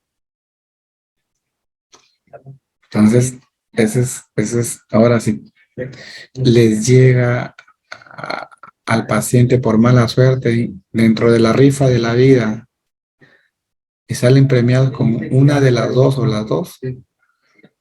Entonces nos queda qué cosa, conocer bien cuál es el manejo, cuál es la fisiología del hipertensión para darle un tratamiento adecuado, orientar al paciente. Y se van a dar cuenta que mucho de eso tiene que ver con la dieta, con la dieta. ¿Y cuál es nuestro gran talón de Aquiles? Que tenemos pésimos hábitos alimenticios, ¿cierto? Tenemos malos hábitos alimenticios. Y contra eso tenemos que, de alguna forma, al paciente convencerlo de que si no se cuida va a llegar a esto. Herramientas tenemos un montón. Dibujos, videos, explicarles. Y chicos, una sugerencia, explícanle pues según el nivel del paciente, pues con palabras que puedan entenderles, pues. No le van a poner, señor, ¿sabe qué? Porque si usted no se cuida, su podocito va a ser con la menor, hasta que el señor lo va a quedar mirando y decir, ¿y este qué tiene? ¿Cierto? O sea, el paciente tiene que explicarle con las palabras más entendibles posibles, pero que lleguen al paciente. No tenemos logrado pacientes que que se cuidan. Digo, mira, ¿quieres llegar a esto? Mira, este es diálisis. Video, aquí tengo bien. Esto es. ¿Cómo se cambia? Esto es. Si quieres llegar a eso, continúa. Igual. No te cuides. Que finalmente ahí va a estar para dializarte. Pero eso es tu vida, no es la mía, es tu cuerpo. Trata de cuidarte, finalmente vas a tener vida saludable. Y eso es lo que estamos en el hospital. Tenemos hay un grupo que se llama la Asociación Cairil, ¿no? En Lambayeque, donde tenemos puros pacientes diabéticos, hipertensos y con enfermedad renal. Y son pacientes que están muy bien concientizados. Ellos mismos son eco. Hay personas que ya están un poco más conscientes, conocen mucho más, y ellos mismos hacen eco de esto en el resto de compañeros, de pacientes. ¿Qué es lo que se debe hacer? ¿No? Y ellos comienzan a cuidarse. Tengo esto. Tenemos un paciente que va muy bien, pero se ve bien premiado, pues hipertenso, diabético, hiperuricémico, o sea, gotoso, con gota y todavía con una cardiopatía que le van a poner un marcapaso. Pero se cuida y ahí está. Ay, señor, si hubiera sido un mal paciente, ya estuviera hace tiempo en diálisis. Me maneja creatinina de 1.2, 1.3, ahí se maneja. Claro, no podemos pedir más, porque ya saben que aquí cuando hablemos, seguramente vean que cómo esto va dañando los glomérulos, los túbulos, cuando hay enfermedad renal, cuando hay lesión glomerular, tubular, intersticial, vascular. O sea, todo, todo. Porque glomérulo y túbulo es nefrona, ¿cierto? Vascular, los vasitos, todos. Y el intersticio es lo que está rodeando todo eso. Entonces, tenemos que ver eso, ¿sí? Un riñón normal y un riñón disfuncional, la enfermedad renal crónica. ¿Qué cosa hay? Una disminución en el volumen cortical. Miren, es bastante gráfico. Ahora yo les pongo así esto porque pues, eso siempre. Una foto, un gráfico, un dibujo vale más que 1000 palabras. ¿No? Miren, corteza y acá. Tamaño y acá. Disminución. ¿Y qué más hay? Hay una disminución, una alteración, ¿no? En el ratio o en la diferenciación corteza-médula. Se hacen prácticamente los dos casi del mismo color, ecográficamente hablando. Hay disminución de la diferenciación. Miren, aquí es bien diferenciado, aquí se va perdiendo esa diferencia. Después, cuando van a ver, es casi lo mismo. ¿Por qué? Porque ya no hay glomérulos. Si se dan cuenta, miren, estos pequeñitos son los glomérulos. No, me está graficando acá. Glomérulos, supuestamente glomérulos. Miren. Prácticamente ya no hay glomérulos. Hay una alteración de esto. Disminución de la corteza a una disminución de la diferenciación corteza-médula y se ponen hiperecogénicos. Y además, ¿qué otra cuestión van a encontrar en la ecografía? Y ustedes vean ecografías o digan que se informan, ¿no? Lobulaciones. Comienzan las lobulaciones. Esto es así. Y en una riñón crónico, enfermamente crónico, con disfunción, va a encontrar lobulaciones. Muchas veces los ecografistas no los informan. O sea, hay bastante personas que son, que han hecho su diplomado, por ahí una cosa, ¿no? Y no conocen de esto, ni le informan, ni cuenta, pero no saben. Cuando uno ve la foto y si a veces la toma, está así, con lobulaciones. Son estigmas de enfermedad crónica. ¿No? Lo que le decía, ¿no? Un riñón normal, un riñón enfermo, ¿no? Enfermedad renal. Miren histológicamente. Miren, alteración de la corteza médula, de la diferenciación corteza médula. Bien diferenciada, se va desdiferenciando. ¿Qué más? La corteza, miren, disminución de la corteza. Miren, ya no hay corteza que allá. Este riñón ya está casi para diálisis. Entonces, de viene otro tema. Ustedes a veces han escuchado al paciente y dicen, miren, me han dicho que tal en SI curan la enfermedad renal, curan la diabetes. ¿Cuánto tiempo de diabetes tienes? 25 años. ¿Y te cuidabas? No. Yo. Y me voy a ir a tal lugar porque he dicho que él cura. Entonces, imagínense, esto que ya está totalmente cicatrizado, fibrosado. O sea, no hay, pues. ¿No? Esa gente en su... Es una gran verdad, pero el ser humano, por naturaleza, ¿qué quiere? Lo fácil, ¿cierto? La chica no quiere irse al gimnasio para tener un cuerpo, o sea, lo que ellos quieren, sino que lo que quieren es hacerse la lipo. Facilito, o sea, cuando el tema es netamente ejercicio, ¿no? Los hombres no quieren hacer ejercicio. Van, están ahí, hacen ahí, hay un ratito y después se comen una hamburguesa de 2 kilos. ¿Qué quiere decir? No, más fácil, banda gástrica. Entonces, igual la gente quiere acá, tener cura sin tener en cuenta los factores que vienen atrás, factores de riesgo de daño renal, porque enfermedad renal crónica es 2 puntos, daño del riñón. Entonces, no tomen, güey. Aquí, el porcentaje de personas que se automedican es elevadísimo. ¿Cierto? Se elevan, van a la farmacia, y se automedican. Entonces, de aquí ustedes tienen que ir de aquí, acabando la relación, conocer mucho esto y saber esto y ser consciente de esto. ¿Sí? Darle sentido a la teoría. Vamos a ver casos clínicos, si es cierto, pero a mí primero me interesa que esto lo conozcan bien, si no, no tiene sentido.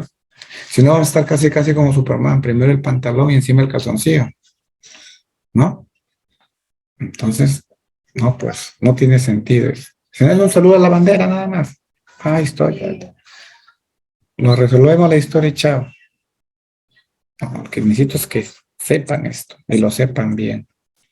Porque en base a esto ustedes van a poder resolver casos clínicos. ¿Sí?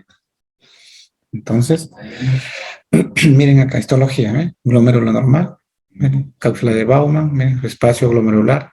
Miren este glomérulo. Totalmente, miren. Este es un nódulo esclerosado, este es esclerosado total ya. No, sí, acá ya no hay función, este glomérulo ya no funciona ya. Miren, hay 1, 2, 3, 4, 5, 6, 7, 8, 9, 10. De 10 glomérulos, uno acá y el otro a media caña. Y los medio esclerosados. Es muy probable que ese paciente ya esté para diálisis. O con tasa de infiltración de 15, 16, 17. Prediálisis. Urémico, que tiene alta hipertensa. Proteinúrico. Entonces, sobre esto, sobre esta lámina, ¿ustedes creen que va a haber alguna pastilla, ampolla, jarabe que lo haga? No, pues. Entonces, por eso parece importante que sepan esto. Fisiopatología. No le estén tomando el pelo. O a ustedes no creo, pero al menos para que puedan, en base a fundamentos teóricos bien estructurados, poder orientar a sus pacientes. ¿Cierto? Si no, pues, imagínense, estamos sin nada, estamos básicamente casi como el resto, ¿no? Estamos en el hospital pasando visita y pregunto una cosa de... ¿no? ¿Qué me pregunto? ¿Y el paciente por qué tiene enfermedad renal crónica? No, que la creatinina, el que está que limpia, y por lo que la creatinina está alta, ya sabe todos los días que escucha. Pero él sabe eso, pero lo que yo quiero es que se diga, ¿por qué? Pues, ¿no? El tema es, ¿por qué? Fundamental. Miren esto. Entonces, lo que le decía, los ojos no ven lo que la mente no sabe. Si ustedes no conocen eso, pues, hasta de otro color me va a decir. Más nada, ¿no? Miren este glomérulo. Mira, aquí ya no hay espacio de Bowman. Aquí, miren, está esclerosado. Miren, y está totalmente inflamado. Miren cualquier cantidad de células inflamatorias, a diferencia de esto. Miren los túbulos. O sea, este riñón está en pésimas condiciones. Entonces, ahora sí se dan cuenta lo importante que fue saber, a llevar histología, ¿no? Y también yo, me imagino, patología, ¿no? Histología, patología. O histopatología, no sé cómo lo van a llevar ustedes. Entonces, y hacemos una unión de todo lo que nos van enseñando. Les encontramos sentido, ¿sí? Y rapidito esto, pues, ¿no? El COVID, ¿no? SARS-CoV-2, ¿no? Que actúa a todo nivel. Finalmente, ¿a qué actuó? ¿No? Pulmones, no producía, ¿no? Injuria renal, injuria pulmonar aguda, lesión pulmonar aguda, ¿no? Y cardíaca, falla cardíaca aguda y falla pulmonar aguda, que nos llevó finalmente, esto por secundario a la sepsis, que se producía por todo eso, ¿no? Que había, ¿se acuerdan? La hipercoagulabilidad, la microangiopatía, ¿no? Y esto nos lleva, ¿secundario a qué? A la tormenta de citoquinas, ¿se acuerdan? Cuando se hablaba de la tormenta de citoquinas, y recuerda que cuando empezó la pandemia nos decían que muchas personas agarraban y como alguien le dijo que tenía que ponerse corticoides, se ponían dexametasona, tomaban prednisona a- en camionadas. Y eso empeoraba la tormenta de citoquinas y de pacientes, ese no era el momento para que tomen. Y esos pacientes se morían casi todos. No, y además habían hasta pseudomédicos que recetaban, ¿no? Corticoides sin ningún este, fundamento científico valedero, médico valedero. Y eso ha hecho que muera muchísima gente, ¿no? Por desconocimiento. Y todo esto porque, ¿no? Por la invasión viral, la tormenta citocina, se activaba la angiotensina 2, se activaba el complemento, ¿no? Se acuerdan la hipercoagulabilidad y que comenzaban los pacientes que no había heparina, enoxaparina, se puso, porque era parte del tratamiento, pero ese tratamiento tenía sus momentos. Sí se usaba corticoides, claro, pero se usaba cuando ya estaban en un estadio específico, cuando iba tormenta, antes de la tormenta, no, porque bajábamos nuestra defensa y empeorábamos el carro. Y esto que nos lleva a la sepsis, ¿no? La falla cardíaca aguda, falla pulmonar aguda, ¿no? Disfunción pulmonar, el paciente entraba a UCI, intubado, estaban intubados y listo, ¿no? Y esto que nos lleva hipoxia, hipotensión, pero además, ahora ya se sabe, ¿no? En ese momento no, que no solamente sus dianas eran el pulmón, el corazón, finalmente era todo, ¿no? Había llegamos también a falla renal aguda, injuria renal aguda, ¿no? Por rhabdomiólisis, una forma. ¿Y qué había? Necrosis tubular aguda, inflamación intersticial, lesión podocitaria, ¿no? Colapso glomerular y angiopatía. O sea, todo, mire. Necrosis, túbulos. Los túbulos tomados, lesionados por necrosis. Intersticio inflamado, tomados. Podocitos del glomérulo tomados. Glomérulo colapsado, tomados. Y los vasos tomados. O sea, si nosotros analizamos esto detenidamente y así haciendo un enfoque de lo que es la fisiología y fisiopatología, todo el riñón se lesionaba de alguna otra forma. Algunas porciones más que otras. Y por eso es que el paciente estaba séptico, con falla cardíaca, con falla pulmonar, con rhabdomiólisis y hacía falla, injuria renal aguda, las probabilidades de, de fallecimiento eran elevadísimas. Cada momento.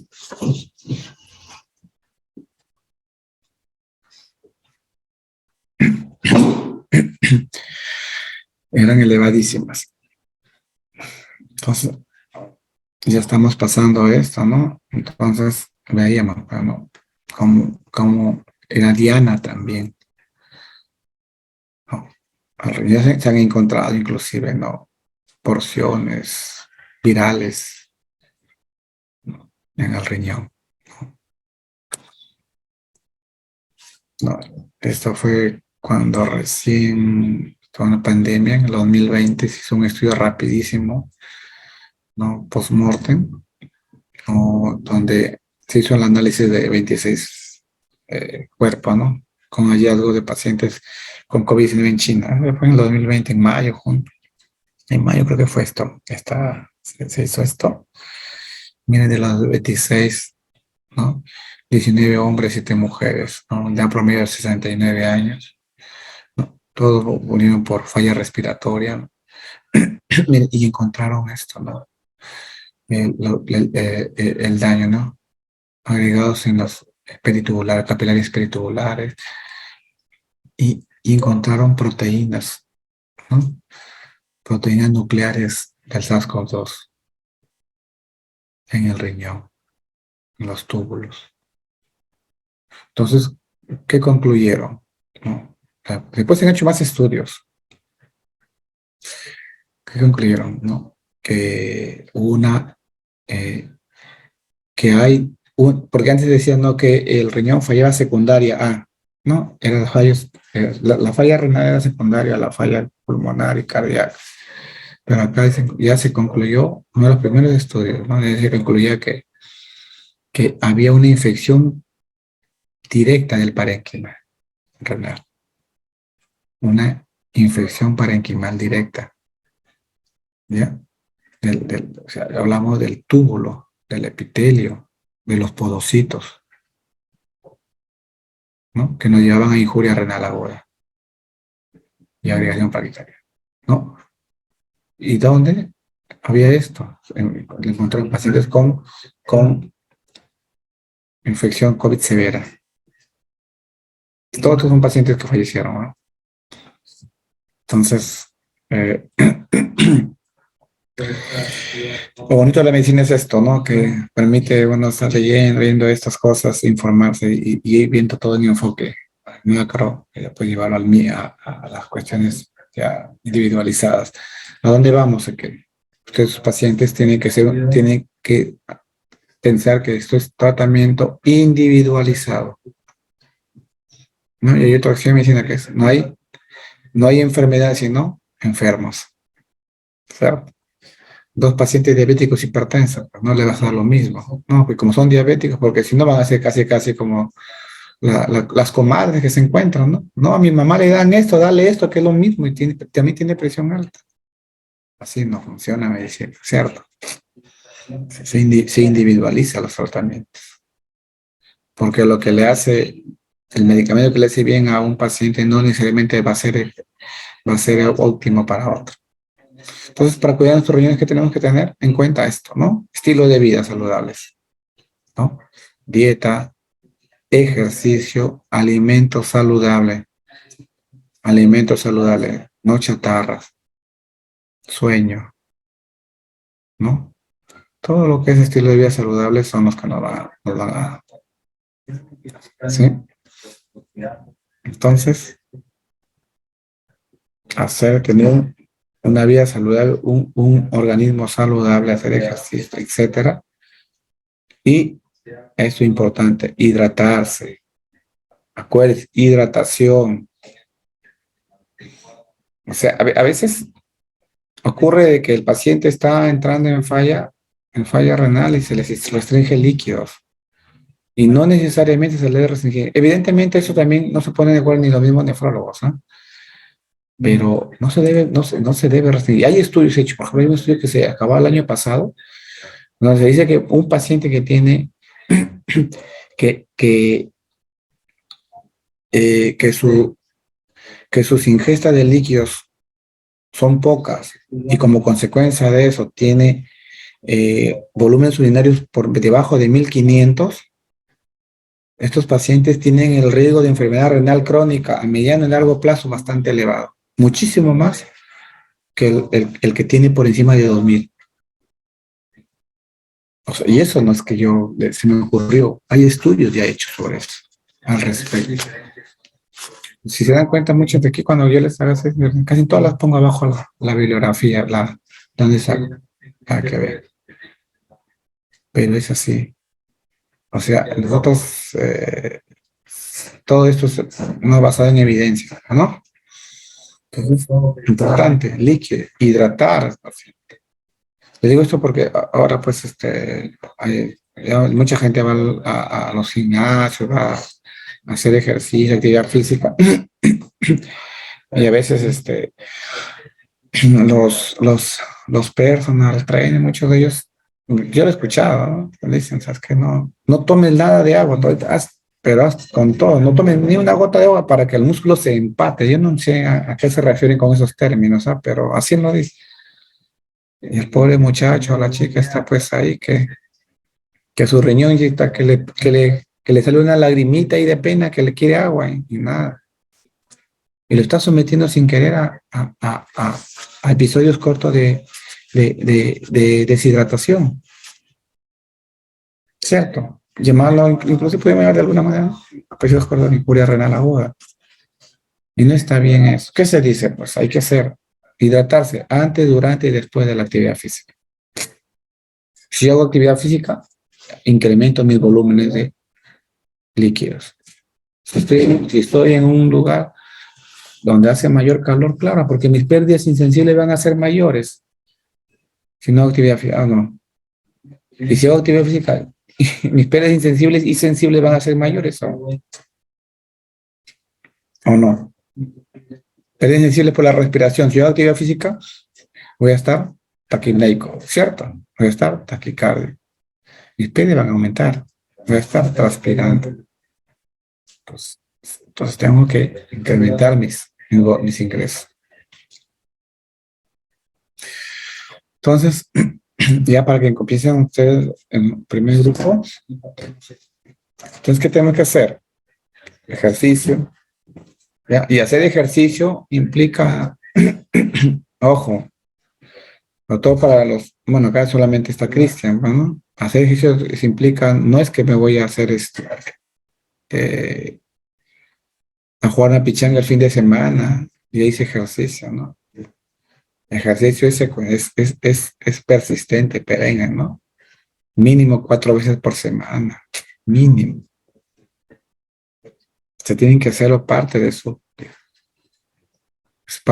día a día, ¿no? Beber agua, sobre todo mayores y niños, chicos, mayores. Los abuelitos no toman agua, su centro de la sed lo tienen un tanto alterado. Ustedes se van a Piura, Tumbes, un tremendo calor, el abuelito está ahí, todo el mundo está que desesperado por agua, y no toma, si no le da, no toma. Y no es porque no quiera, sino que simplemente es parte de eso, ¿no? Así que mejor hay que darles agua. A veces me llegan pacientes, lo refieren, creatinina 1.8 en verano. ¿Dónde vive usted? ¿En Olmo? ¿En qué parte? Ahí en la Chat, en la zona rural. Familia, o sea, que tú como soldadito ahí, dale todos los días tanto de agua, se le saca ya más o menos sus requerimientos. Tienes que darle esto, y si hacen, vienen a los 15 días, 1.2. Y es decir, que con el agua no más se curó, no es que se curó, sino que estaba deshidratado. Entonces, ustedes se acuerdan que los abuelitos hay que verlos que ya tienen de fondo enfermedad renal crónica, ¿cierto? Y sobre eso lo deshidratas, hace una falla renal aguda, peor, pues pobre riñón. Y sobre eso, no olviden, no pierdan de perspectiva algo.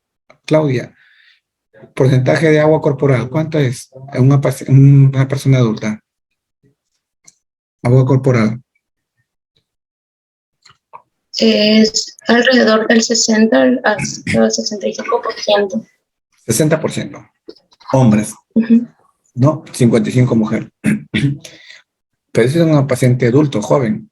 Y si es ancianito, 50%. Y mujer, 45%. O sea, ¿qué significa esto? Que a mayor edad, no lo hacemos como los algarrobitos. A más viejitos nos vamos secando. Menos agua corporal. ¿Y qué implicancias tiene esto? Muchísimas, pues, chicos. Muchísimas. Lo que significa que estos pacientes de este grupo etario se nos van a deshidratar con menos pérdida de agua. Consecuentemente, se nos van a complicar, ¿cierto? Entonces, cuando le venga un paciente anciano, adulto mayor, que le diga 2, 3 días que no come, te bajó el eso, usted rápido dice, él tiene poca agua, y sobre eso no está tomando, no está comiendo, este paciente está deshidratado. El mismo problema es que me está entrando en falla renal aguda, prerrenal. Lo primero que tengo que hacer es hidratarlo y ver si tiene infección. Y según cómo está su función renal en ese momento, ajustar dosis. ¿Cierto? O sea, no, que no come, ya dile que come por poquito, si acá está su medicamento, chao. O sea, si están haciendo de esa forma y no están haciendo lo están analizando de esa forma tan simplista, no está yendo bien la cosa. ¿Cierto? Suena demasiado simplista hacerlo eso. Entonces, medicina no es eso. ¿O sí? ¿Ustedes creen que medicina es eso? Medicina no es eso. ¿No? Por eso somos diferentes del resto, ¿o no? Como decía, somos no voy a hablar de eso porque una raza iba a decir, después me van a querer No, entonces, chicos,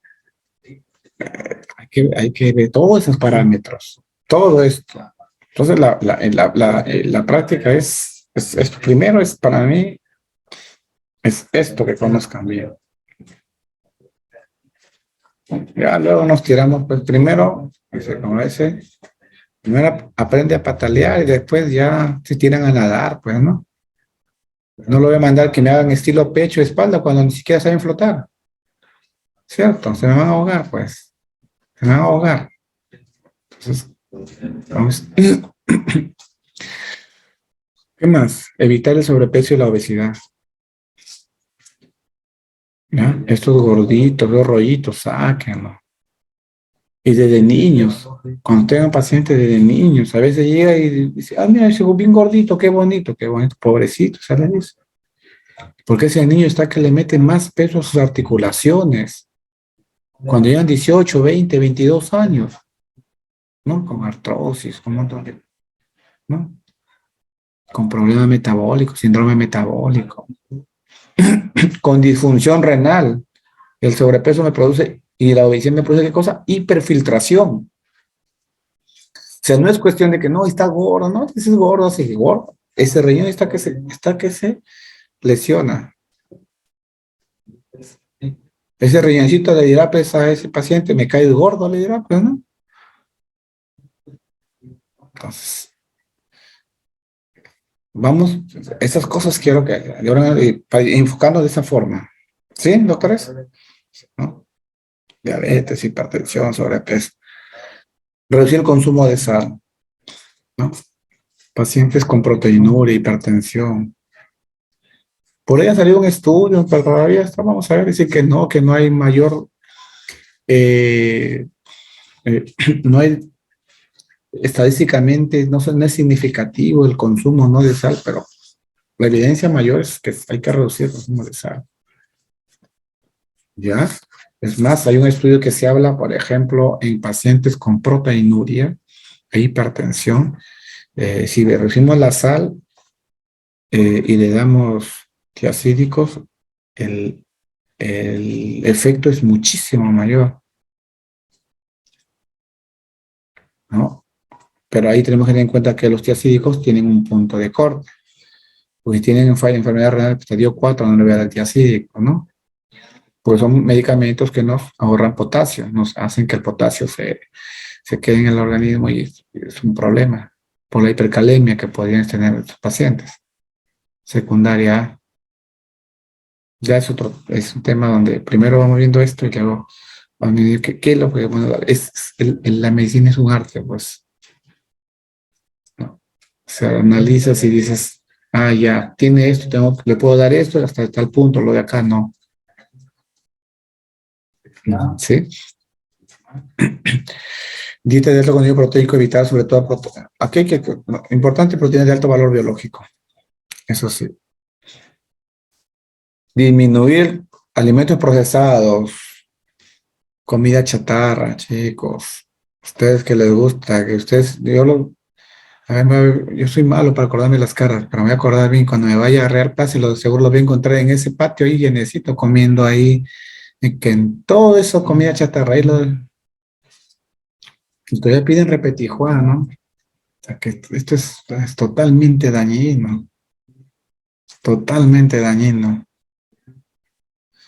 Entonces, evitar el consumo de azúcar. Ustedes sabían, ¿no?, que el azúcar es bien adictiva, ¿no? Inclusive es más adictiva que la misma cocaína, ¿no? Por eso es que a las personas se les hace bien difícil dejar el azúcar, ¿no?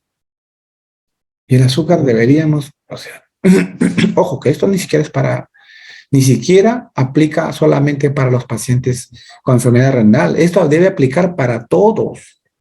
Para todos. Acuérdense, el 10% tienen falla renal, que no saben es otra cosa. ¿Ustedes se dan cuenta de esos pacientes, de esos que están comiendo ahí? ¿Cuántos están con disfunción renal y están que comen alimentos procesados, fosfato, azúcar? Y encima todavía de yapa, todos que te dan de yapa cuando comes esa comida chatarra. Tú, gaseosa negra, ¿cierto? Y todavía piden heladita. Porque si no es helada, todavía reclaman, le hacen la guerra, el pobre mozo. sea, y eso es un contrasentido, ¿no? Pagar para enfermarte, ¿no? Entonces, tenemos que evitar todo eso. Azúcar, bebidas azúcares carbonatadas. Es esto, ¿no? Tomar líquido, pero líquido, agua, pues, ¿no? Consumo moderado de alcohol también, chicos. Bueno, acá todas son señoritas, pues no, excepto Cristian. Porque cuando acabe el ciclo, la cuenta que se va a acabar el mundo, ¿no? La dejan, la dejan la dejan macro sin ninguna bebida alcohólica. Se la acaban todas, celebrando, ¿no? Entonces, no, consumo moderado. Tabaco, eviten el tabaco. Y los antiinflamatorios, que si bien es cierto, tienen funcionalidad, tienen ciertos usos, pero bajo prescripción médica, chicos. ¿Qué nos hacen los antiinflamatorios, no esteroideos? ¿Dónde actúan en el riñón? ¿En el glomérulo? ¿En la nefrona a qué nivel actúan? De arteriola aferente. Arteriola aferente. Entonces hemos tenido casos, pacientes que nos han llegado, 80 años, y tenía un dolor articular y así, Meloxicam, 28 días tomando. O sea, es el colmo. Si ustedes saben que a partir del sexto o séptimo día de estos antiinflamatorios ya comienzan a ver los daños renales, imagínense dejarles 10, 12, 15 días. Entonces, en ese sentido usted tiene que ser bien claro. O sea, esto es lo que les digo, que a veces suena hasta jocoso. O sea, es para que ustedes, de alguna forma, logren llegar al paciente. Logren decir que esto no tienes que hacerlo porque te va a malograr tu riñón. Un paciente me dijo, doctor, pero si me dice que, para que entiendan, esto te lo inflama el riñón, pero me dice, si es para la inflamación, ¿cómo va a inflamar el riñón? Para que veas, pues le digo, tu riñón te lo va a lesionar. ¿No? ¿Cuántas pacientes hay en diálisis por AINES? Por consumo indiscriminado. Entonces, y finalmente, los test de función renal, ¿no? Importante. Ya con esto, nosotros sabemos cuáles son los que tenemos: urea, creatinina, cociente alguna creatinina, proteinuria, depuración renal, etcétera. Pero esto que sirva para esto, chicos, para hacer un análisis concienzudo de lo que estamos pidiendo y ver si este riñón todavía está en condiciones de seguir trabajando o le damos su descansito, pues, ¿no? Y llamarlo de alguna forma descanso es comenzar tratamiento para evitar mayor carga en la funcionalidad de ese riñón. Porque el riñón va a seguir todos los días trabajando. Lo que tenemos que evitar es la carga.